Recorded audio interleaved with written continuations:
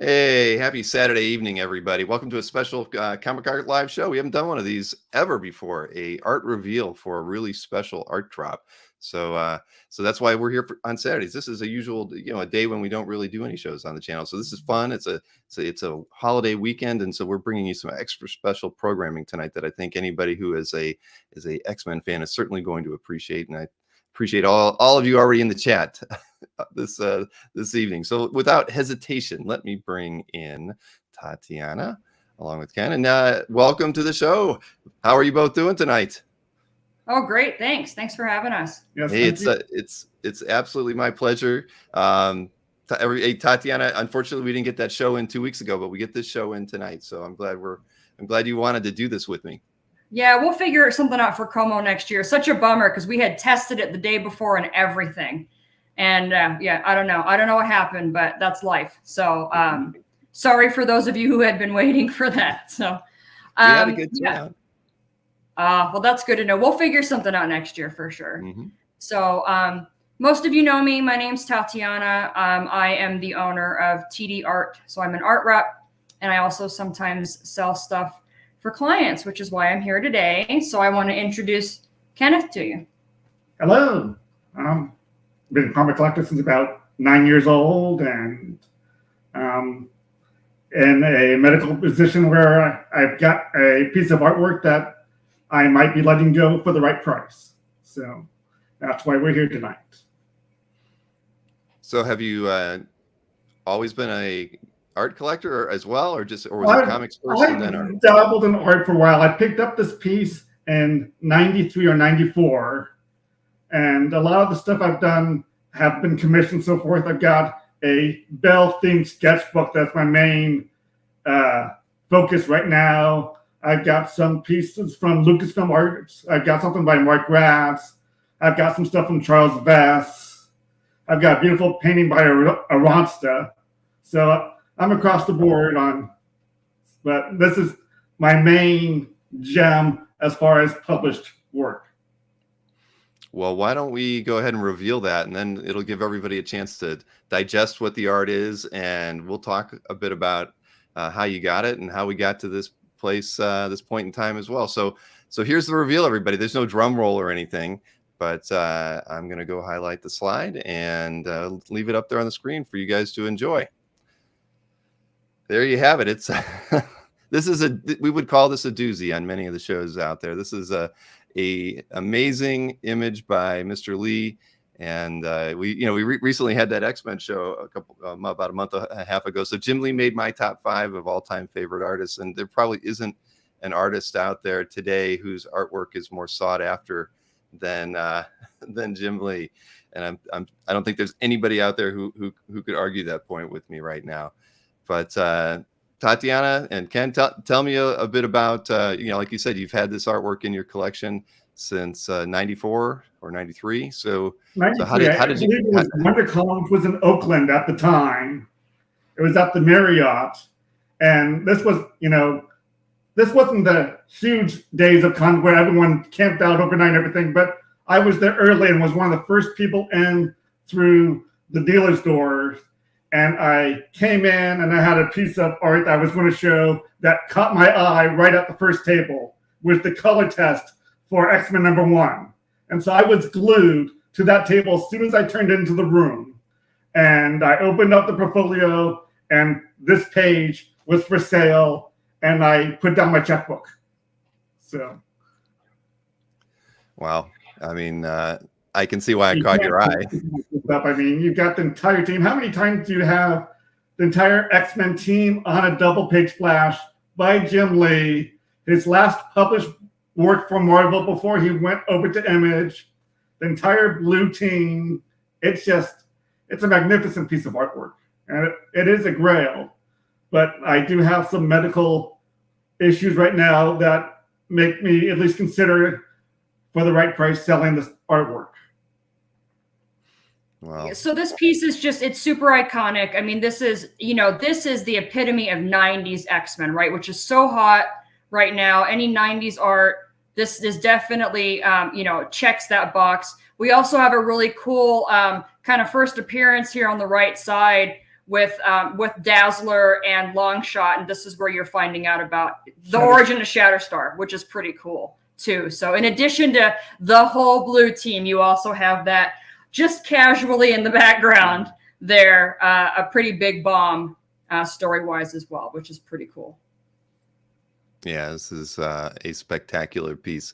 I can't, I just can't imagine. I wasn't buying art in the mid 90s, so opportunities like this, really weren't there when I started around 98, 99. But it must have been a jaw-dropping moment to see this piece of art in a portfolio available for sale, at that time. I mean, I can only imagine how exciting that must have been to see it. It's like, is this real? Are these the actual pages? This hasn't sold yet? I'm the first one in the room. Here's my checkbook. So. Take my money. Please, the old Fry Futurama GIF. This was also, just so everybody knows, was also used as a variant cover. Astonishing X-Men #1. It was a remastered retailer wraparound cover that was one for every 1,000 copies for Astonishing X-Men #1. It was recolored and remastered for a retailer variant cover. So technically it's also a wraparound cover with just, different colors. So, I think everyone's excited about this except Jubilee, who clearly does not care. It's like, yeah.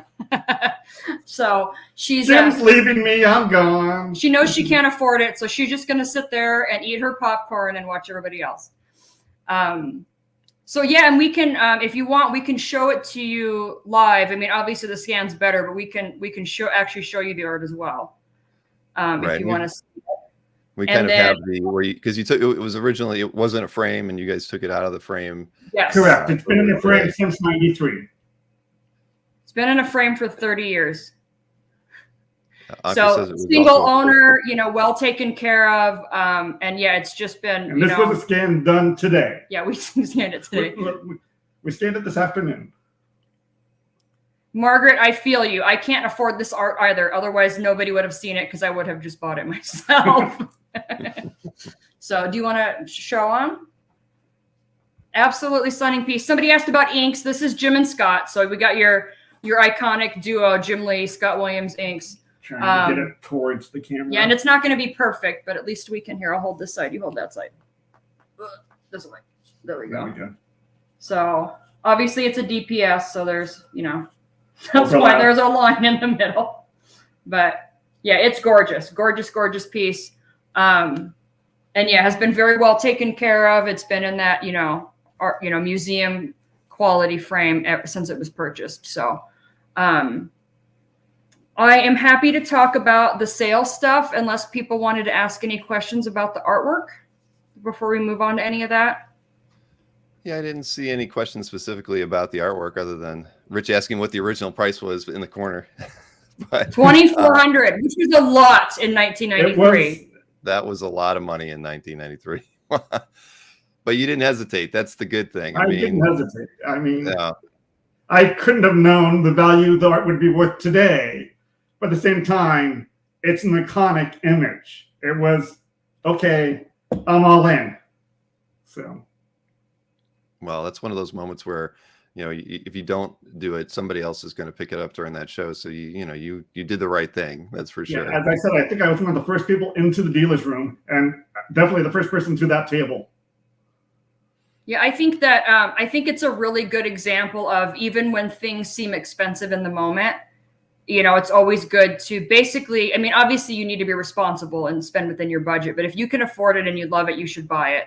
Because, if we go back and think about all the art we didn't buy over the years, the values just go up, right? It just gets more expensive, and it seems expensive in that moment, but then it just continues to be more expensive later.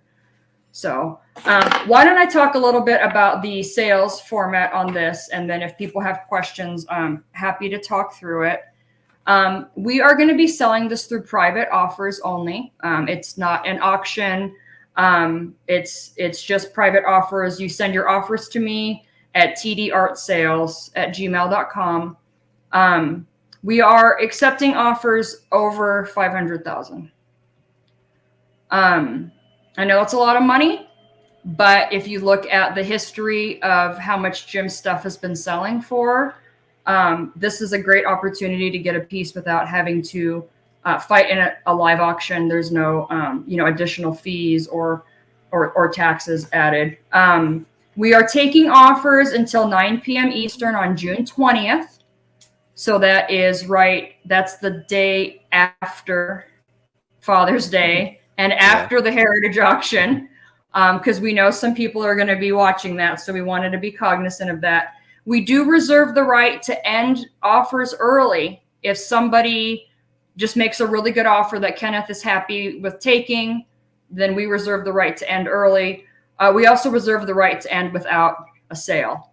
So like I said, it's not an auction. So Kenneth would like to sell the piece to help because of his medical issues. He would love to be able to retire early, but it's not a fire sale, if that makes sense.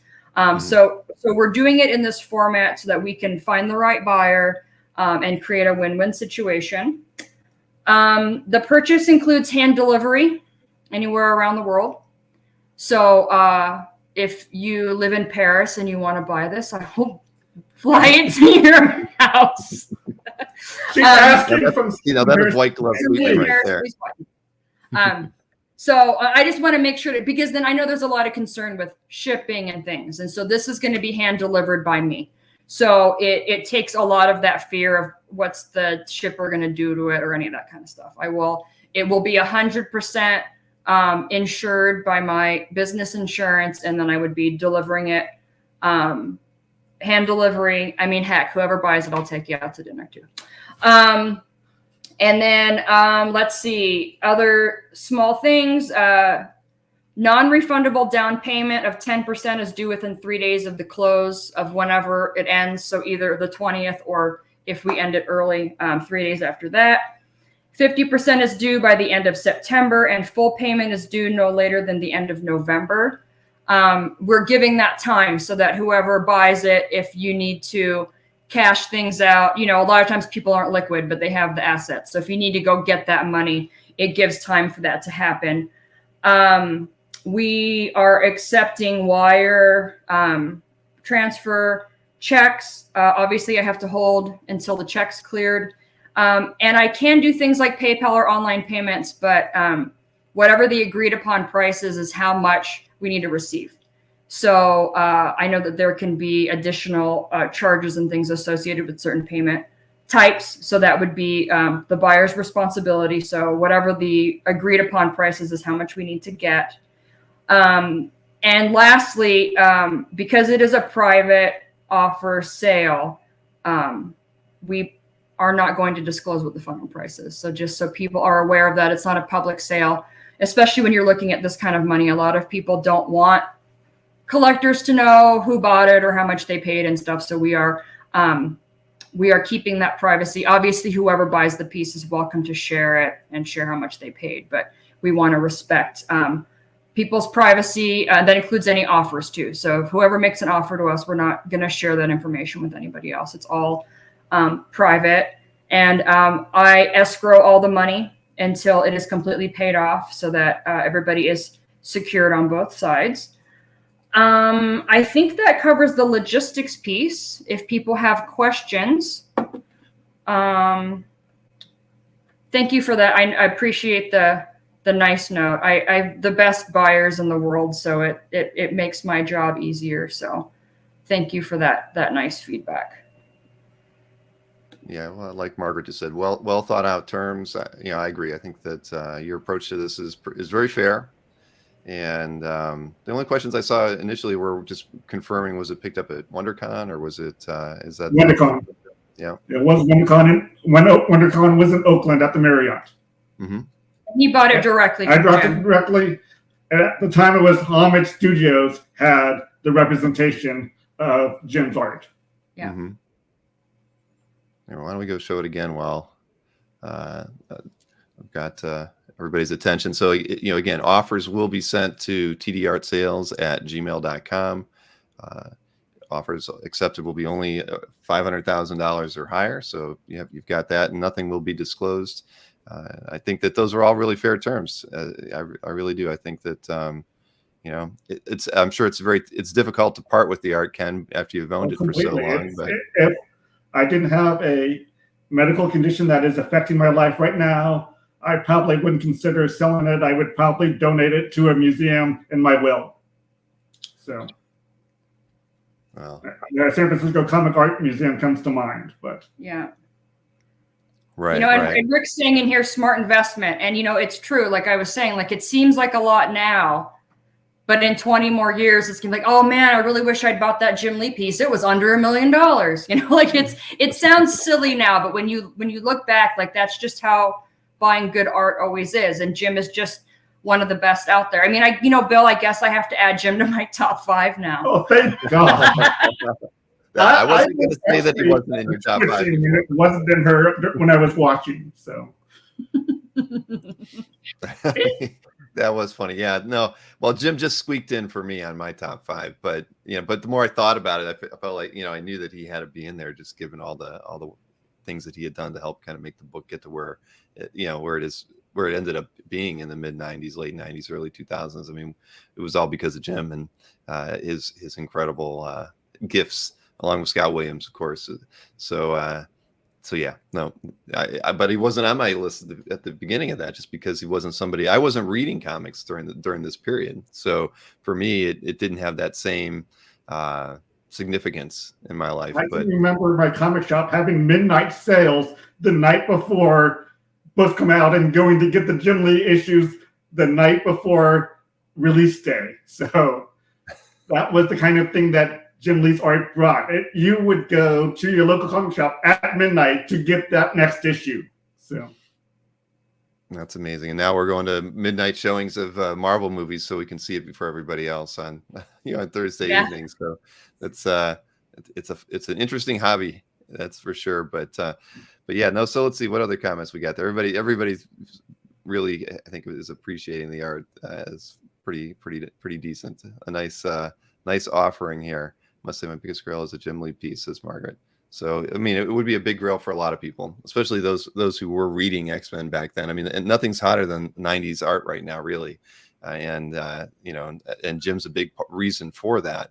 But, so yeah, I think you're bound to get several inquiries over the next few days. I know this was kind of your way of getting it out there, was through the show, and I think I appreciate that, Tatiana. I really do. I think that this is a great way to at least show it off, give people a chance to see it in person, and see Ken as well. I mean, that's a lot of times with consignment, those sorts of things. You never know who they are, but I think that this is a really nice way to do it, and I appreciate the fact that you both wanted to do it this way. And we do have some other pictures as well, because this morning, they did take it down from the wall and cut it out of the frame and everything. So I just thought we could show off some of that while we're talking here. So let's see. This was a photo of it while it was still framed up on the wall, and let's see. I'll just go through all the images of the care they took to get it out of there. So definitely professionally framed.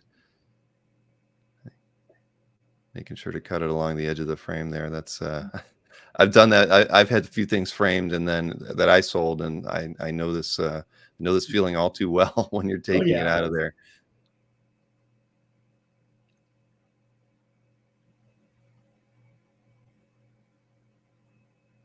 So that's the back of the artwork.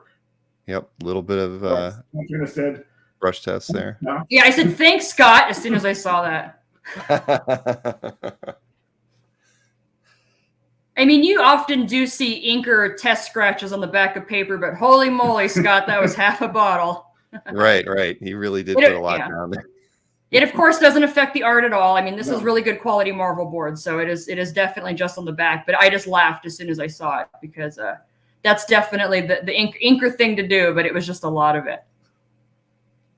So, and as far as condition, it's in great condition. It's in appropriate condition for it having been, done in the 90s. So we do see a little bit of yellowing in things, but that's completely normal. You see it in the places where you would normally see it, which is where some of the word balloons are, or where some of the tape was in the middle, but there's nothing excessive on here. The only thing of note is that it is personalized to Kenneth on the bottom right, but it is in like a lighter silver marker, so it's not very noticeable.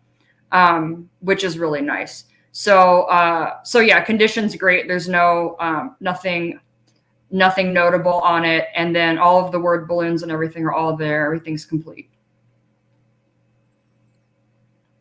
Yeah, when I had looked at the art originally, I didn't even notice the personalization on there either, just because it was done in silver. But at the end of the day, a piece like this, personalization doesn't really matter, right? I mean, this is a one of a kind, amazing work of art.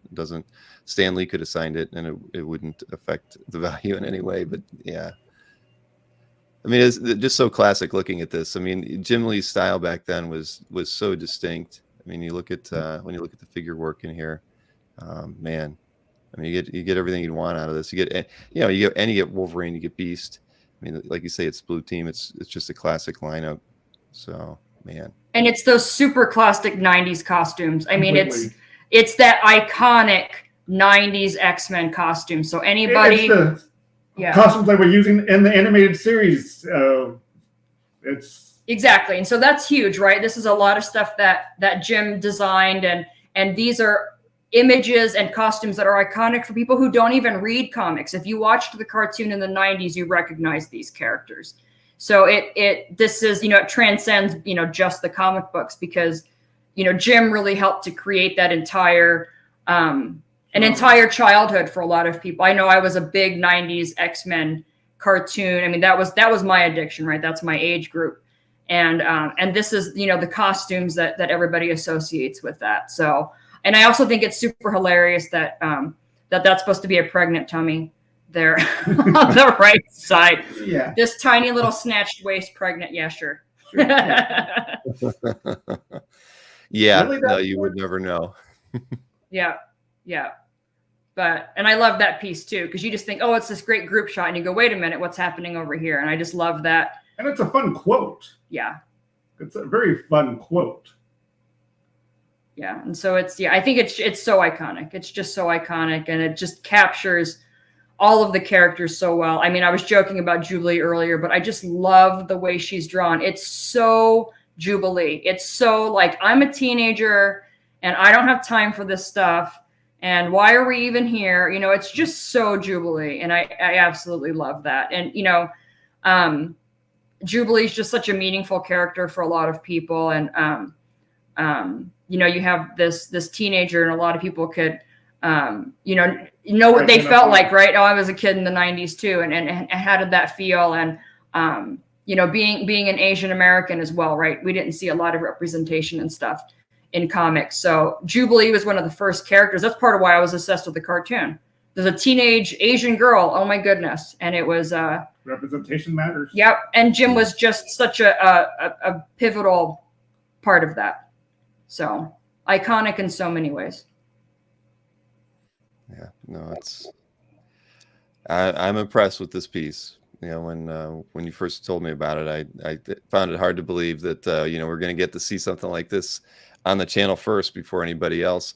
And and I guess how did the both of you kind of come together on this? Is that have you guys known each other for a while? I'm not sure how long we've known each other, but it's been years, and we usually see each other at cons and so forth, and we'd mess each other back and forth just to talk about life and comics and film, pop media, whatever. And because of my medical condition, I had been talking to a couple people about the possibility of selling this art, and she was someone that I knew I could trust with the sale. So yeah, we've known each other for at least 15 years, probably longer than that. I've been to her house and dropped off art. So yes, he came to my house and dropped off art. So so it's Kenneth lives up near Sacramento, so near where I used to live. So I flew out this weekend. Yeah, so kind of cool, my old stomping grounds, and go. Well, you needed to get away from all that snow. Yes. Yes, it's going to snow again, like on Friday when I get home. So, yeah, that's Colorado for you. Yeah. Right. Well, I think Tatiana is a great choice. I've known Tatiana for a very long time. She has a great reputation. She's a fantastic person. I'd say this with you on the screen or without you on the screen, Tatiana. So, I mean, everybody knows her reputation as a rep, and So you're definitely in good hands, Ken. You really are. And obviously I'm here to help if there's any. I'm sure you'll be doing some PR announcements as well via email and social media, so I'll be sharing those for you as well, just to get the word out. And anything I can do to help, just let me know. Because this is rare. A lot of times you don't see pieces of this nature get sold in this manner, right? There's so many different opportunities and venues to do those sorts of things these days, but I think this is really unique, and I want to support it as best I can and make sure that this thing goes smoothly for you both. Yeah, we appreciate it. We thought it would be kind of cool to offer it in a setting that wasn't an auction. It's just very different than doing auction fees. No. Yeah. Worried about, do I have a high enough bid at the last second? And as far as sales tax, I only have to charge sales tax if you live in Colorado. Everybody else, sales tax is not my business. So. There you go. Human Spider asked who you rep, and so I put your link in the chat. Awesome. Thank you. Yeah. Yeah, I rep 15 people, and it'll be 16 next week. So I'll have a new artist announcement next week too. Very nice. Just like Margaret said, there's no buyer's premium here. Nope. And I can't, who else is going to hand deliver art to you? Like that doesn't exist. And that's why I wanted to offer that, because it's so stressful to wait for art to come in the mail when, I can't even imagine spending that much money on art and waiting for it to come in the mail. So, we wanted to offer something really special and different. Hey, Larry, I think the answer is no on that one, but I'll highlight it just for the fun of it. Larry asking if you accept it. And that would be quite a lot of trade. It would be a lot. Yeah. And that would make it much more difficult to sell all of whatever came in trade, because it's the cash that's needed, not more artwork, unfortunately. Yeah. But I can't. This is probably not a situation where partial trade is going to be a thing, because I don't think it would be enough value. Yeah. Right. No, of course not. In this situation, it's all cash. So, but again, you're offering really fair time payments on it to give people the opportunity to either sell a few pieces or liquidate a few things here or there to make it work out. That's really fair on both your parts to do that, because so this isn't like you said, it's not a fire sale. You're not in a rush. You want to make sure the right buyer gets it, and they have enough time to get together their assets so they can make the sale. And if I don't get the right offer, I don't have to sell. Yeah. Nope. Yeah. Nope. But we just figure, we do direct. We kind of, take that middleman out. I feel like it's a win-win. So, and whoever buys it, if I don't know you already, I look forward to meeting you in person. And, if I already do, Sydney, you could sell your house right now. The housing market's crazy. This is probably a better investment. Just, sell the house, get the art, and then just buy a house later when they're cheaper. So, hopefully when they're cheaper. Yeah. There you go, Ankur. We could timeshare. We could timeshare the art. 5,000 people to give $100 each. Yeah, that's one way to do it. That's fun. It does happen out there. You never know. Sorry, I'm trying to read through the chat here to make sure I don't miss anything. Well, Delightless Movies. Yeah, do you guys keep art like that in your home? Well, that's where Ken had it, hanging on the wall for the last 30 plus years or so. So, or 30 years. So yeah, absolutely. It's you don't want to always keep all your artwork tucked away in portfolios and safes and those sorts of things. If you can have it out, you should. There's a lot of people. Some people actually like to hang photocopies of the work. I've never really been into that, just so they can keep the work in a safe place while they still get to appreciate the art on the wall, even though it's not the original. But yeah, no, a lot of people still do that. We're gonna have a whole section on our CAF update for CAF cribs, people showing off how they display their artwork, the original pieces on their wall. So I think over the next few months, people will start seeing more of those video clips. James Siegel is doing our first one on Thursday, so you'll see how a lot of people display their artworks. Yeah, exactly. We've kicked it around as something funny to do for a while, and now that we've been doing those weekly flip things, we felt that also doing a way that collectors display their collections, is worthwhile too. It'll just give people ideas and let them know that it's okay. And I think that'll segue nicely into talking about proper ways to frame things and those sorts of conversations as well that we don't really talk too much about on the channel, but I think it'll give us that chance to do that. Yeah, there's an interesting question about safety and burglars. So we actually had this conversation earlier. If a random person breaks into your house, the likelihood of them stealing art is incredibly low, because that's not something that they can go resell. So if a random person breaks into your house, they're going to look for things like cash and jewelry and take electronics and stuff. That doesn't mean they would never take art, but they don't usually see that as something valuable. If somebody breaks into your house and steals all your art, it's probably someone you know, because that's not something that's normally stolen. And also, everybody should have insurance on your artwork. Insuring your art is not expensive. And that just helps to give you peace of mind. So if anything ever does happen, that it's insured. So I would definitely encourage everybody to insure your collection, so you have that peace of mind. And I'm the same, Bill. I know a lot of people who do the photocopy thing, and it's not the same. No. It's not the same. It just doesn't look the same. When you get up close and you want to look at all those lines and all that, it's not there. Mm-hmm. So Right. It's just not the same. I don't blame people who do it, but No. not for me. Yeah, and I think most people, when they see original art, if they're not familiar, with original comic art collecting, they would see it and think it's a print. And so again, if a burglar was there, a piece of superhero art on the wall is probably the last thing that they're interested in. They're looking for higher ticket items, and they don't realize what that is. So yeah, they just think it's a $10 poster from Walmart or whatever. Yeah. I agree. People are asking about where to get insurance. A lot of you can ask your regular insurance company. A lot of them do offer valuables or collectibles insurance. I use collectibles insurance. That's the company I use for my business insurance. They also insure private collections.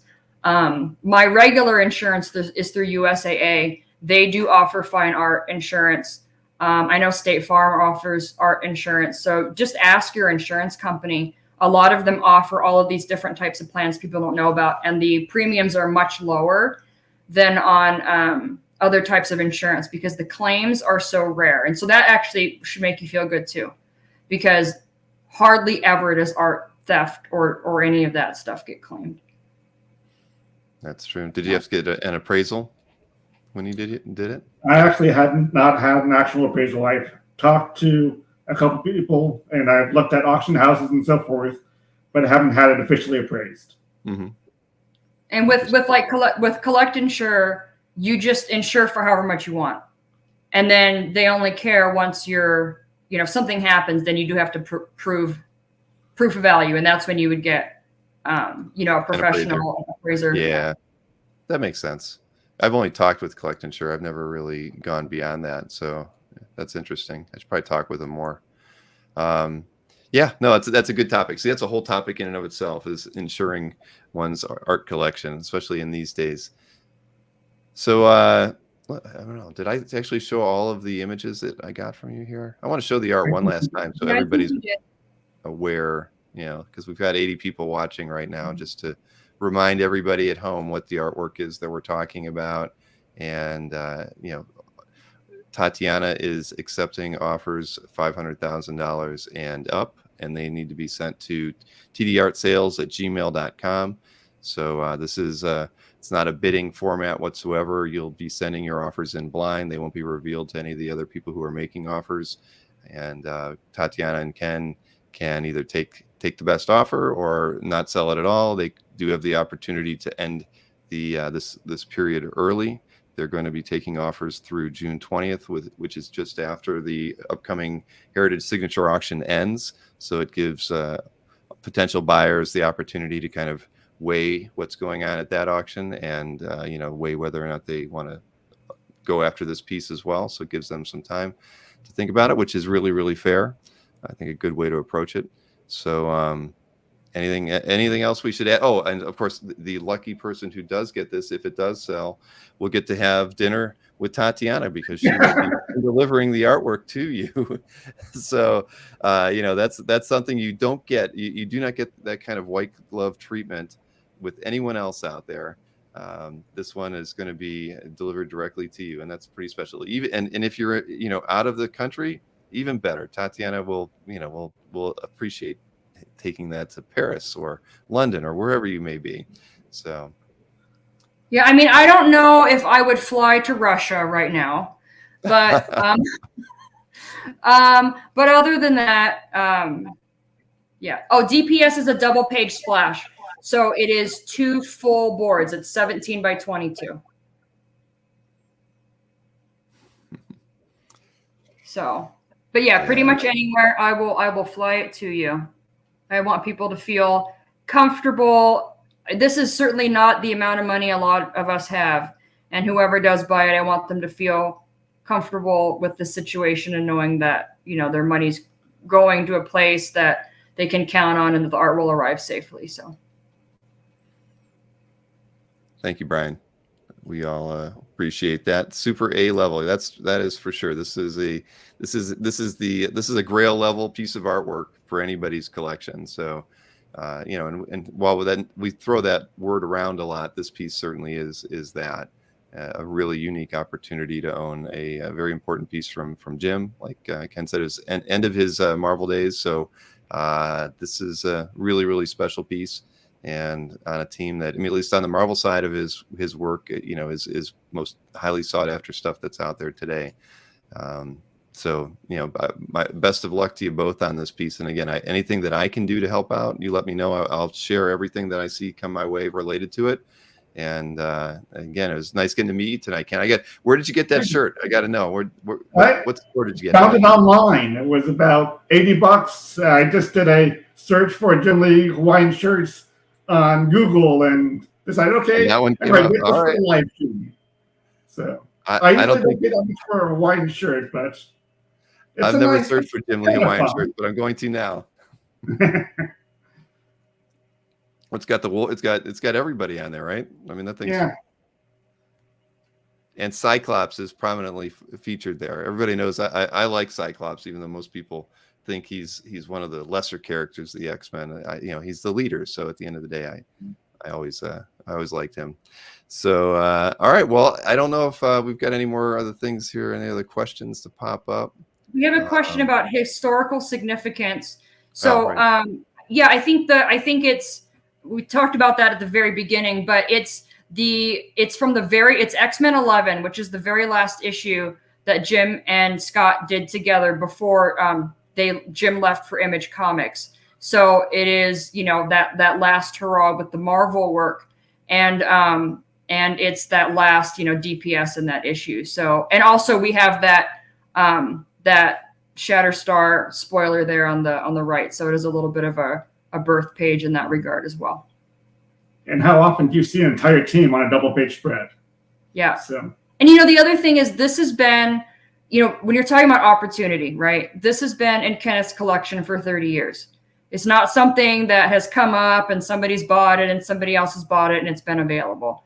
There's a very good chance that whoever buys this, that's it, right? It's never going to be available again.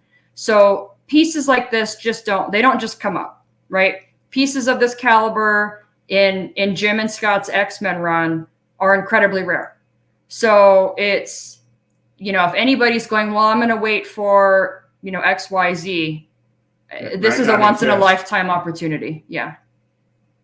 Yeah, very, very true. And we've been talking about that a lot. You know, if it's an opportunity like this is not going to come around too often. And again, it's a price point that many collectors can't afford, but for those they can, I mean, it's a unique opportunity for certain.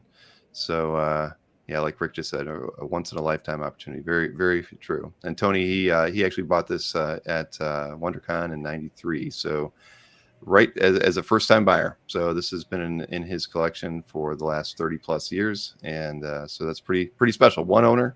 And now it's being offered to everyone's.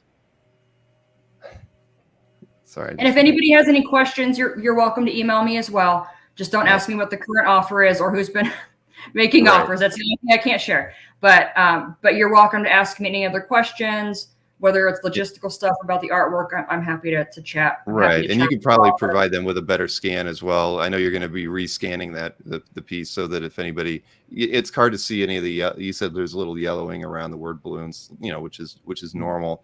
But I'm sure anybody picking it up is going to want that high-res scan. I'm sure you'll be posting it here or there as well. But I would assume anybody making that request of you, you'll be able to send them just a better scan than what I'm able to show here. Absolutely. Yes. Absolutely. Yeah. So whatever anybody needs, let me know. He does have some other gems, but we're not showing them because they're not for sale. Nothing like this. Nothing like this. How do you get bigger than this? Yeah, nothing like this. There's not like a secret stash of 10 other gem pieces or something. No, nothing like this.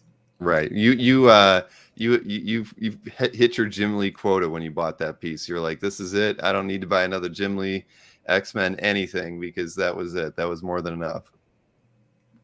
Pretty much. Yeah. Yeah. I don't blame you. I mean, that's when you get the best example you could probably get, you don't need to look any further than that. Yep, that's very true. That's very true. And it's Jim's X-Men stuff is super crazy hot, and this is just about as good as it gets. Yep, that's true. That is very true. Like Mark Levy said, one and done. All right. Well, Tatiana's email address is on the screen. So anybody that sees this tonight or sees it on the rewind over the weekend or the Memorial Day holiday, anytime, please hit her up with an email. And if there's any questions you've got, if you want to see a better scan, she'll take care of you with that as well. And Ken, thank you so much for doing this tonight with us. This was a lot of fun. I really appreciate it.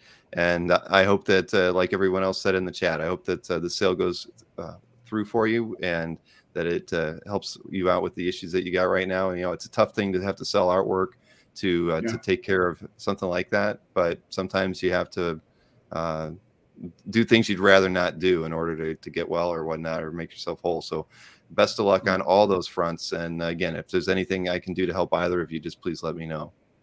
Definitely will. Thank you. Thanks so much, Bill. And thanks everyone for tuning in. I'm glad that people were excited to see what we had to share. They definitely were.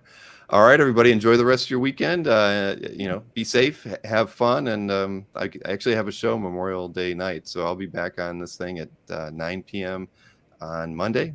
But again, have a wonderful rest of your weekend, and we'll talk again.